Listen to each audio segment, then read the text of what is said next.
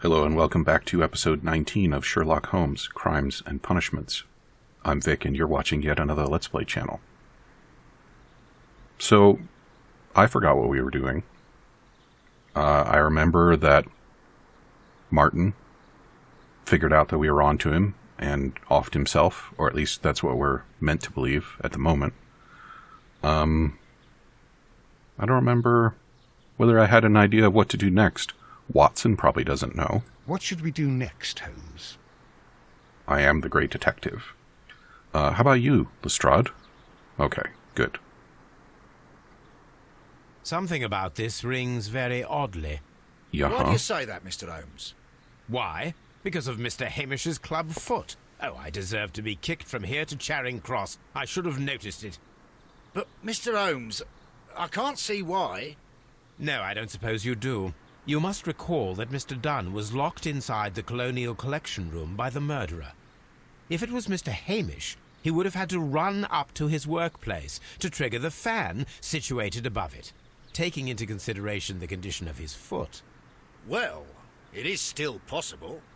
Perhaps, but it is rather strange that such a person as Mr. Hamish decided to base his plan on the speed of his gait. You mean to say that somebody helped him? So the suicide is questionable? Correct. Mr. Hamish accuses only himself in his letter, and so the investigation stops. Possibly an accomplice, then? That idea had not occurred to me, Mr. Holmes. I have another idea, Inspector. Thanks to the testimony that we have collected, we are able to rebuild the events as they took place that day. With a timeline, such as we did in the Jack the Ripper case. Precisely. The map at the entrance of Kew Gardens should help us with our timeline. Right, so that reminds me. Let us analyze the facts and statements, so that we may recreate the events of that morning. That reminds me of what we were doing, so that's nice. But it also reminds me that I made a comment early on that this was the first in a Frogwares trilogy of Sherlock Holmes games. And that is certainly not true. It looks like there were several games that preceded this. No, I'm not going to go and play them. They're probably just too old to be fun to play. So we will proceed from here. But I just wanted to acknowledge that. Okay, so we've got like a Danganronpa style recreation thing going on here. Martin Hamish and Montague Dunn went to meet Albert in the Seat House at around 9:30. So, okay, so I need to move these.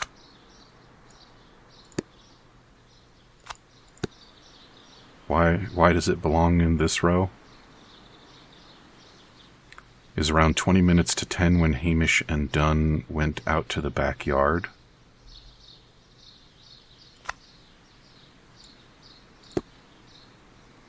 How is this even a puzzle? Like, should I skip this? Hamish had a conversation with Miss White at 10. Oh, okay, this is the person that testified to this event. That's what's going on here. Interesting. Okay. Hamish ran to Albert as soon as he observed Dunn was unwell. So...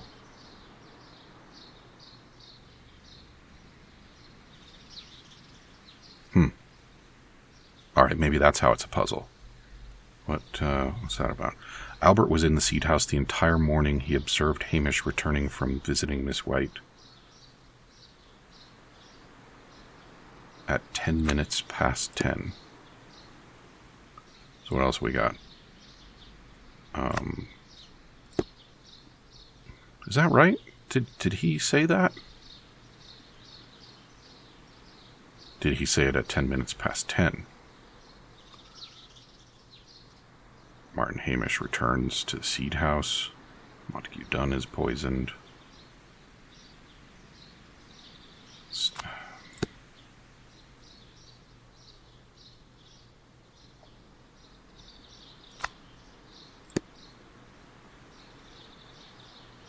Right? Yeah, I think that's right. And then, so that would have to be there. And when do you return to the seed house, Martin Hamish?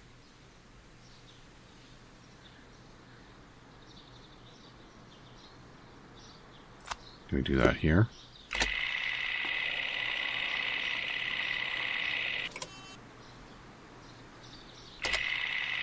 What? So is that because there's a problem? Why is it not proceeding? Do I need to hold it down? No.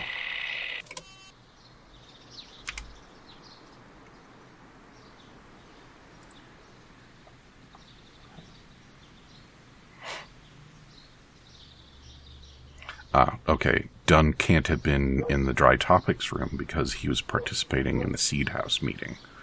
So, but he could have been there as early as here. So now what happens?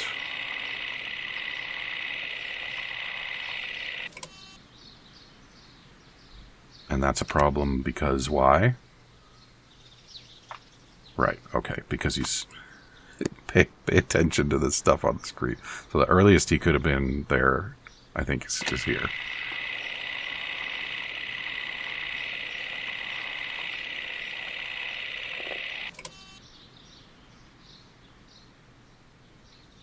Why is this a problem? 20 minutes to 10 when Hamish and Dunn went out to the backyard.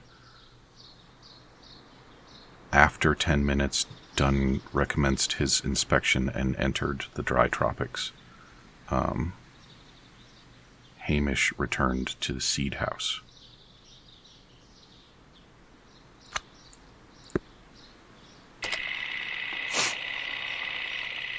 Reading comprehension.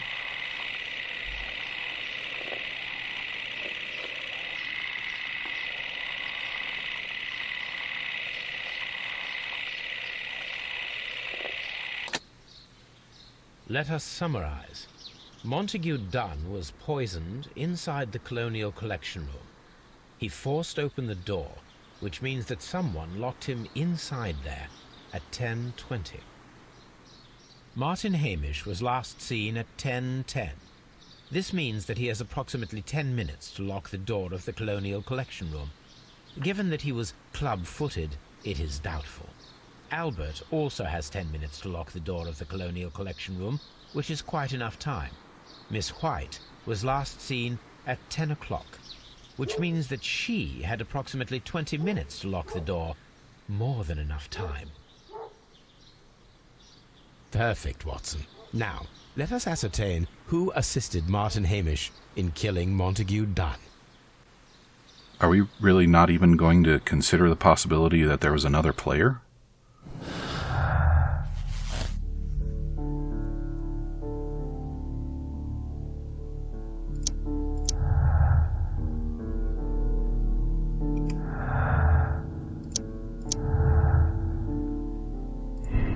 Albert is not involved.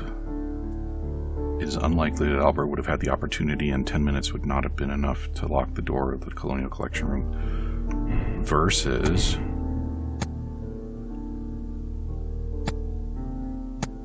Yeah, what? Why can't I...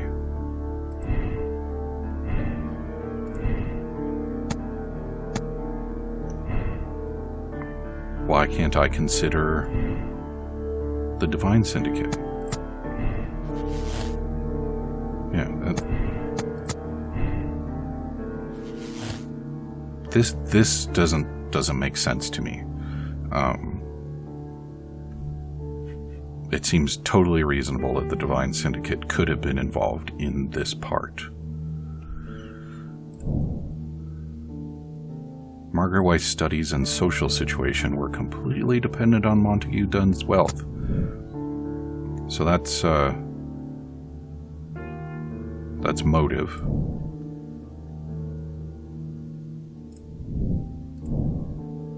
White and Dunn had a disagreement. Yeah. What's Albert's motive? Thwarted his dream of joining the Royal Navy? I mean, yeah, maybe killing him could be revenge for that, but taking over his place as director of the Kew Gardens? That seems weak to me. We don't have any orphaned clues. You've found and utilized all clues in the case. I don't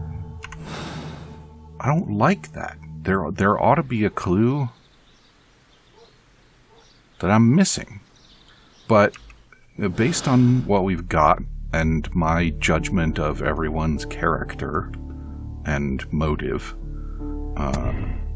I find White to be the more likely culprit. What happens if I say they both had time? I can't. Why can't I? That doesn't make sense. They could obviously both have had time.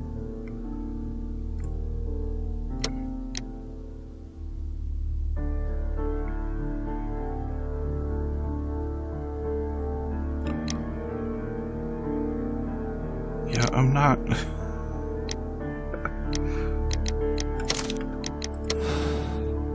I'm not into making excuses for people.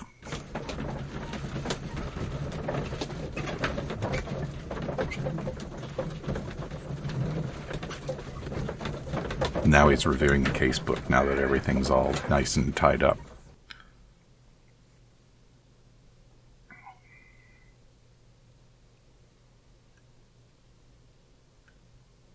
But Holmes, how can you be certain that we'll find Miss White here? It is obvious, Watson. Just use your brain. I am using it. I do use it. Now that the rope has tightened around Martin Hamish, Miss White must act to erase all traces of her implication.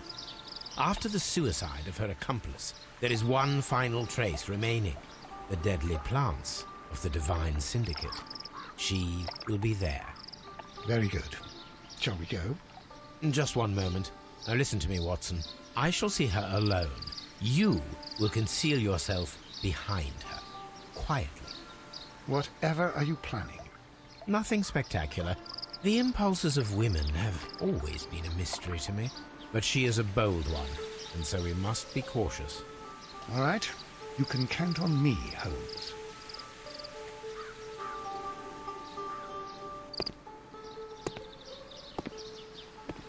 Mr. Holmes, good day to you. You do not seem surprised, Miss White. Well, I was expecting you. Not for too long, I believe. So please tell me, as it is still unclear, who planned the murder? Was it you? You were wrong, Mr. Holmes. It was Martin Hamish, then. You managed to convince him to take on a more prominent role. You could not be further from the truth. You think that you can fool me? You don't care what I think. It is difficult to care about someone who is capable of pushing a man to his suicide. It is over, Miss White. The police will be here any minute. Over, perhaps. One moment you were here, and the next, you were on the other side. The other side? No! Stop! Now what? QTE? I beg you not to do this, Miss White. Don't come any closer.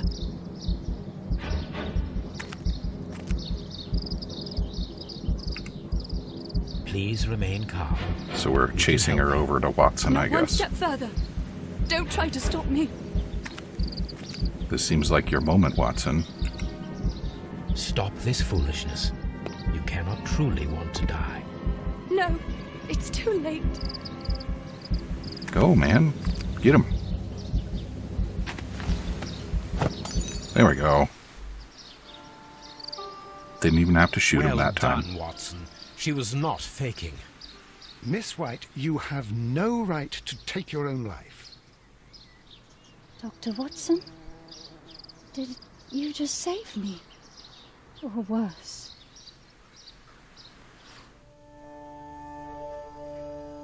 All right, and we're not going to check to see our conclusion. Yeah, we'll take that.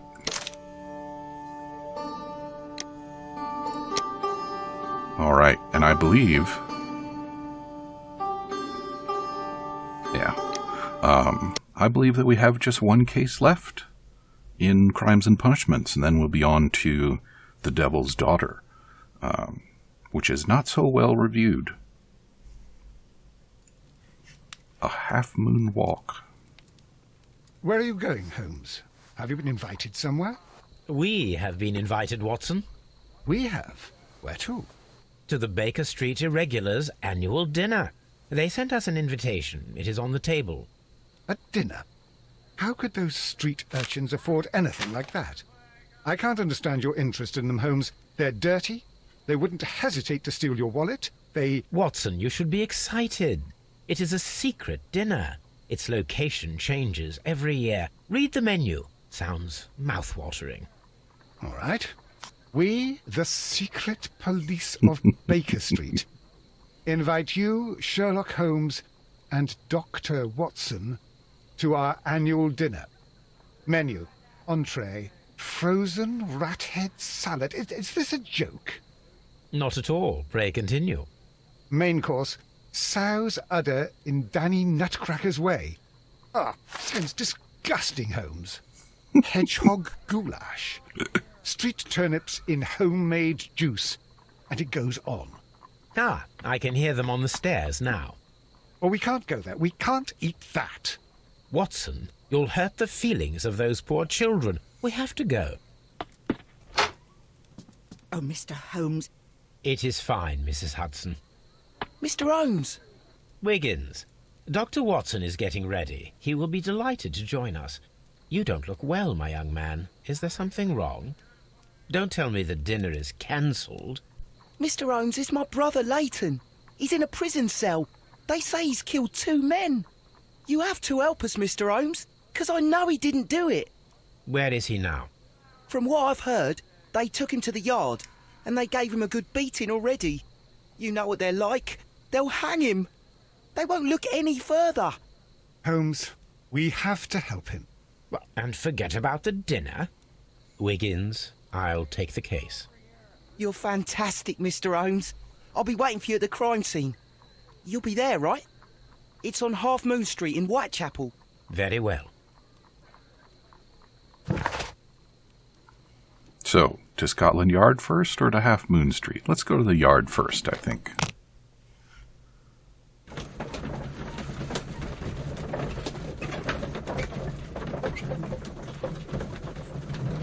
I'm enjoying the relationship with the Irregulars. I wonder if they're going to feature more prominently in future games.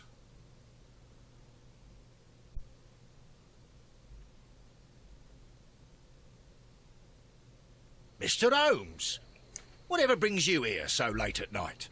I'm interested in the case of young Leighton Chapman. He was arrested earlier this evening and accused of a double murder. I beg your pardon? That case is quite clear to the police.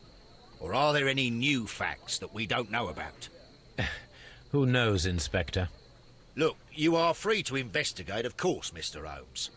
Chapman was arrested with a revolver in his possession, which you can find in the evidence room. The suspect himself is in custody. Did you find anything else on his person? A few personal belongings. Nothing particular, Mr. Holmes. Thank you, Lestrade. I wonder if we're going to get any cases where it turns out that Scotland Yard grabs who did done it. I think that would be an interesting sort of twist. Yep, so we got a watch and an apple and some cigarettes and a revolver. So this is the gun that Leighton was holding when he was caught by the police. It is a Webley revolver, a reliable weapon. It seems as though the shells were not removed from the cylinder.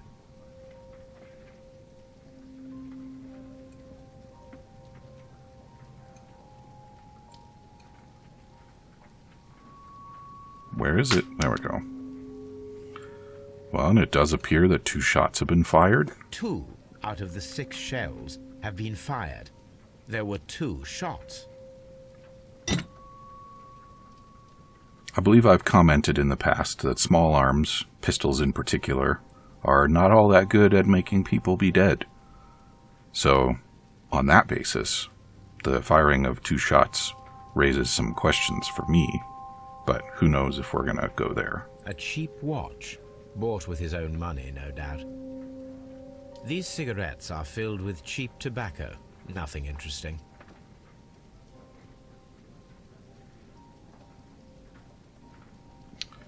Cheap cigarettes, cheap watch, and a fully loaded Webley revolver in good condition.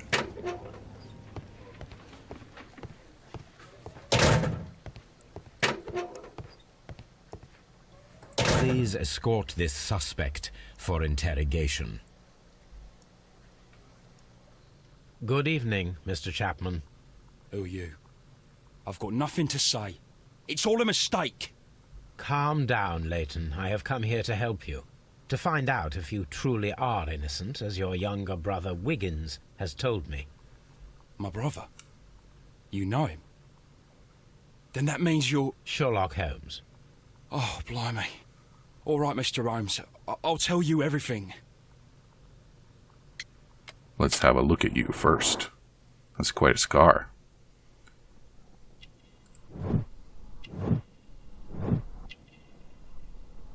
No, I know how you get scars like that. You get them eating pussy. That's what I learned in the movies. Nothing... Oh, there we go.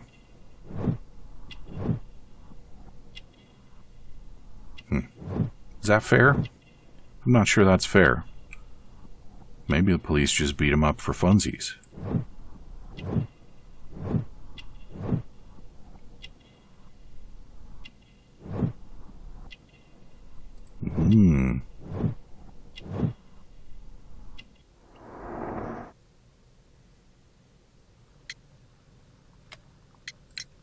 Good.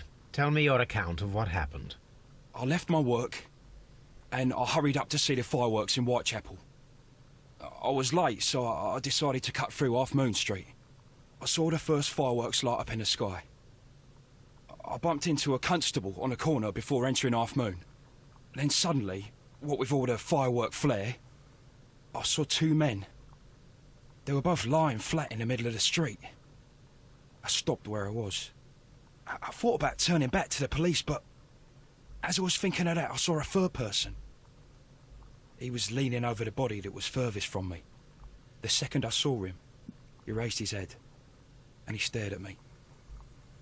In a flash, I saw his gun, but he made a dash for it instead, and he escaped through Whitechapel Street. So you might still have had time to return to the constable. I panicked. I didn't know what to do. Anyway, I approached the bodies just to see if they were still alive. I saw that one had blood pumping out of his stomach. He was dying. It was horrible. The second one was already dead. He had a hole in his head. He was holding a gun in his hand, though. I took it, and then I followed the 3rd man. Okay, so that's how he got the Webley. Interesting. Pray, continue. I turned a corner, and I saw the man standing in the middle of the street. He seemed to be in some sort of panic. And then, Mr. Holmes, something strange happened. I told the police and they laughed at what I said, but I swear to you, my words are true. I started running towards him. But then I was blinded by a flash. It was so bright that I hardly saw anything for a good dozen seconds. But I kept running forward. As I arrived in Whitechapel, I heard a woman screaming. And then I was caught by the police. But there wasn't a trace of that man. Of course, then they found a gun and all that blood. I couldn't see the murderer escaping and all that mess. Perhaps I was still half-blinded at that moment. A thrilling account, my young man. A blinding flash, huh? Leighton, are you able to describe the person whom you saw standing in Half Moon Street? Well, I wasn't able to see his face at all. It was too dark, and he was too far away. I could see his silhouette. And what about that? Nothing so special. He was wearing a jacket. He was quite average in size and his weight. I see. Was there anything else that struck you at the time? No. But perhaps... It's strange, but I can't remember the sound of his footsteps as he was running away. Perhaps it was because of the fireworks or the surprise of me seeing him. We shall see you soon, young man. Well, those are some interesting little details. Let's go check out the crime scene and see if there's anything interesting that matches up with that account. Half Moon Street. I wonder how many of these landmarks still exist in London. Be fun to check that out.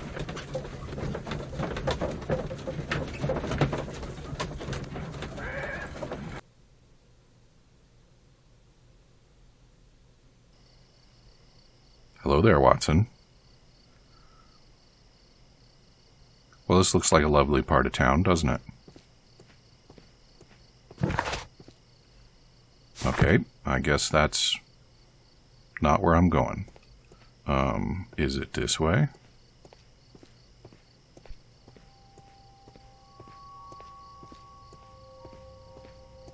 Maybe it's this way?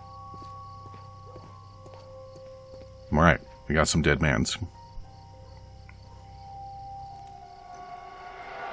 Please, gentlemen, leave the scene now. Oh, Mr. Holmes, is that you? Good evening, Constable... Constable Marrow. I was here with Inspector Aberline during the Ripper case, Mr. Holmes, back in '88. But then this is nothing like that case. With this one, we've got the murderer, the weapon, and the statements, which speak for themselves. Of course, Mara. But you know that appearances can sometimes be deceiving. Who were the victims? The two men here, both shot. The stat fellow was Brian Vercotti, a well-known ruffian. The other, Kenneth Butler, a jeweller by trade. You spoke of statements. You have witnesses? Well, I was there, so I gave my own statement. And then there were two other witnesses who said they saw the killer Chapman. Mr. Turner, a gentleman who lives in that flat over there. And Polly Powell, a flower seller, who was over at the far side of the street. Alright, so we've got some interesting details about where people likely were at the time and how much they actually saw. So, Constable Marrow, I should be delighted to hear your testimony. I was standing at the north side of Half Moon Street. That was the side that you came from. But you would have been unable to observe this part of the street, where we are standing now. That is correct. But I saw the two victims slowly enter Half Moon Street, and then shortly after, the fireworks started. A few minutes after that, the fellow Chapman rushed towards me and ran into Half Moon Street. Please continue. I didn't pay attention, but suddenly I heard a woman's cries and police whistles on the other side of Half Moon Street. I rushed over there and I saw the two dead bodies on the ground. When I reached Whitechapel Street, I saw Leighton Chapman. He'd been caught by two police constables. In other words, you saw nothing.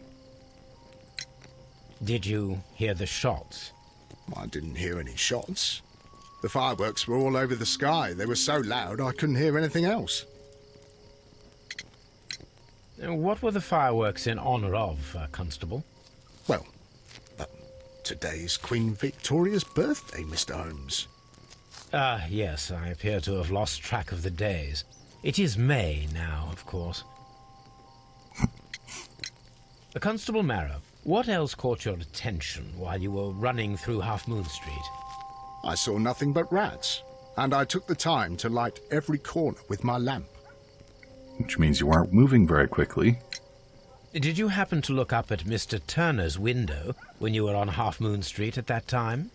Yes, I saw that the window was open, but no one was there. It was dark in the room. Constable, your statements have been of great value to me.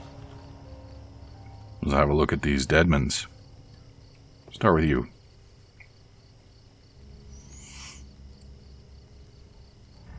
He tried to stop the bleeding with his hand. Death was not instant. Yeah, gut shot doesn't sound like The any bullet fun. penetrated his stomach. A dreadful wound. Just so, Holmes. What else we got? Brian Vercotti suffered greatly. What a terrible way to die.